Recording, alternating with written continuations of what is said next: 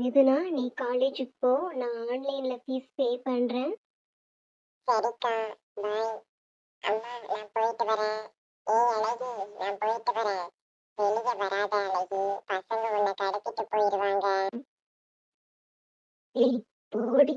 உன்னை பார்த்து பசங்க ஓடிடாம என்ன கிண்டல் பேச வந்துட்டா. சரி அழகி, கோச்சுக்காத, நான் வரேன்.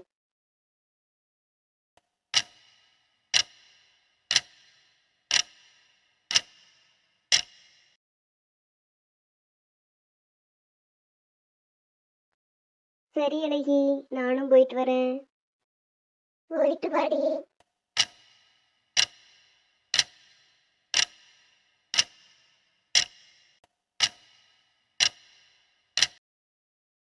மீனா, மூத்தவனுக்கு கல்யாண வயசு ஆச்சு.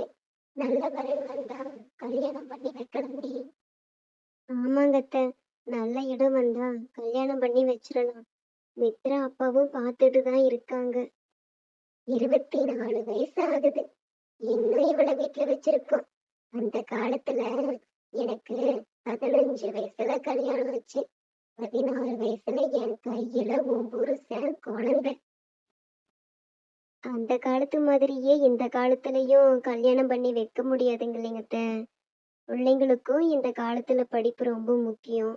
அவங்க கையில சம்பாத்தியம் இருந்தா போற இடத்துல தைரியமா யாரையும் எதிர்பார்க்காம மரியாதையா வாழலாம். படிப்பு வேலைன்னு அவளுக்கு கிடைக்கிறதுக்கு 24 வயசு ஆகிருச்சு.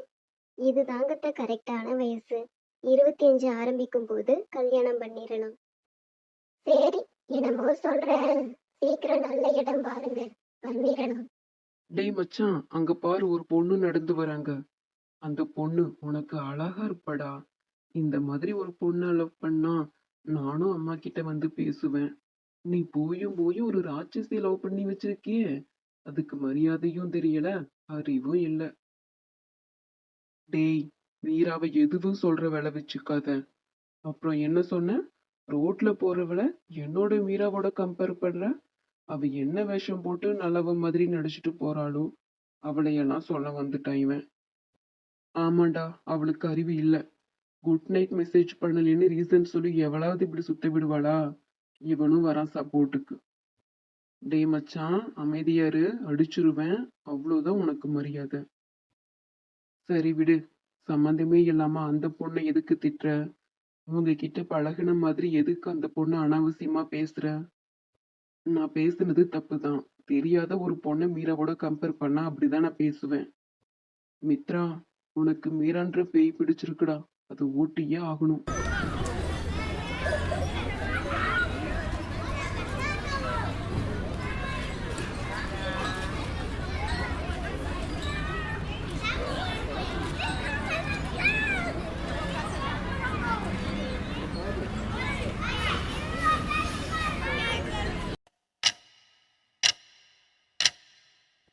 என்னப்பா, நீ மட்டும் வந்திருக்க, மித்திரன் வரலையா?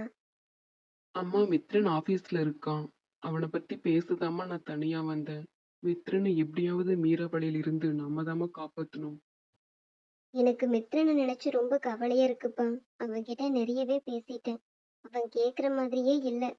அவளை ஒரு வார்த்தை கூட சொல்லவே கூடாதுன்னு பேசுறான். ஆமாம்மா, அது வேணா கரெக்டு தாங்கம்மா. இன்னைக்கு ரோட்ல போன ஒரு பொண்ணு கூட எதுக்கு திட்டுறோன்னு தெரியாம திட்டுறாமா. அவன் ரொம்ப மாறிட்டாமா. ரியாலிட்டியில அவன் இல்லாம மீராவை நினைச்சிட்டு வேற உலகத்துல வாழ்றாமா. அந்த மீரா நம்ம மித்ரனை லவ் பண்ற மாதிரி தெரியலம்மா. மித்ரனை அவ பின்னாடி சுத்த வைக்கிறா. சரிப்பா, எதுக்கு ரோட்ல போற ஒரு பொண்ணை சம்மந்தமே இல்லாம திட்டுறான்? என்னாச்சு? மித்ரனும் நானும் பேசிட்டு இருக்கும்போது ஒரு பொண்ணு நடந்து போனாங்கம்மா. அவங்க மித்ரனுக்கு சரியா இருப்பாங்கன்னு தோணுச்சு. சும்மா ஒரு பேச்சுக்கு நீ இந்த பொண்ணை லவ் பண்ணிருக்கலான்னு தாம்மா சொன்னேன்.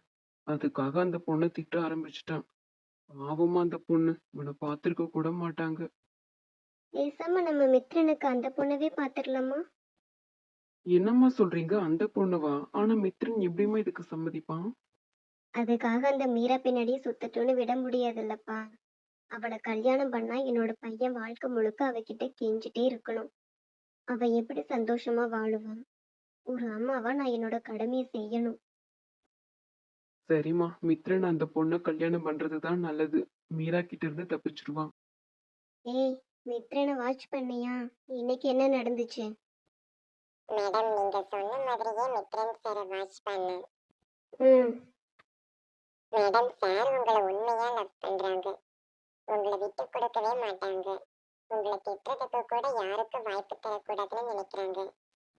ஏய், நான் உன்கிட்ட இதை கேட்கல. அவனை வாட்ச் பண்ண சொன்னது என்னாச்சு? சாரி மேடம், மித்ரன் சாரும் அவங்க ஃப்ரெண்டும் ரோட்ல நின்று பேசிட்டு இருந்தாங்க. அப்போ அவங்கள கிராஸ் பண்ணி ஒரு பொண்ணு போனாங்க. அந்த பொண்ணை வச்சு அவங்களுக்குள்ள ஒரு டாக் போச்சு மேடம். எதுக்கு கண்டவளை வச்சு அவங்களுக்குள்ள டாக் போகுது? இப்பவே தடுமாறுறா. பேசாம மித்ரன் சாரவே கல்யாணம் பண்ணி தொலைக்க வேண்டியதுதானே இவன். ஏய், என்ன யோசிக்கிற? வாய் திறந்து பேசு. மேடம் அது ஏய், எதையும் மறைக்காத, நடந்தது சொல்லு. மேடம் சரவணன் சார் மித்ரன் சாருக்கு அந்த பொண்ணு சரியா இருப்பாங்கன்னு சொன்னாங்க. இந்த மித்ரனுக்கு அறிவில்ல. அந்த சரவணன்லாம் ஒரு ஆளுன்னு அவனை ஃப்ரெண்டா கூட வச்சிருக்கான். ஃபர்ஸ்ட் இவன் ஃப்ரெண்ட்ஷிப்பை கட் பண்ணணும். எப்படி என்னோட இடத்துல வேற ஒருத்தி வச்சு இவன் சொல்லுவான்? அதுக்கு மித்ரன் என்ன சொன்னான்? ஆமாண்டி, உன்னை லவ் பண்ண பாவத்துக்கு சாருக்கு தான் அறிவில்லை. ஏய், என்ன எப்ப பாரு யோசிச்சுட்டே இருக்க? வாய் திறந்து சொல்லு. மேடம் அதுக்காக மித்ரன் சார் சரவணன் சாரை திட்டினாங்க. திட்டதான் செஞ்சானா? அவனை கொண்டு இருக்க வேண்டாம்? அதுக்காகவே இந்த மித்ரனுக்கு பனிஷ்மெண்ட் கொடுக்கணும். சரி, நீ அவனை வாட்ச் பண்ண வேண்டாம். நான் சொல்றேன், அப்போ பார்த்துக்கலாம். நான் கொஞ்ச நாள் நிம்மதியா இருக்கணும். எப்படியோ ராட்சசி கிட்ட இருந்து எனக்கு விடுதலை கிடைச்சது கொஞ்ச நாளைக்கு. ஆணவம் பிடிச்சவ இவ. ஆணவத்தால மித்ரன் சார் இவ கல்யாணம் பண்ணிக்க மாட்டான். சரவணன் சார் சொல்ற மாதிரி ரோட்ல பார்த்த அந்த பொண்ணுதான் மித்ரன் சாருக்கு கரெக்டா இருப்பாங்க. எப்படியோ சார் இவகிட்ட இருந்து தப்பிச்சா சரி, அது போதும்.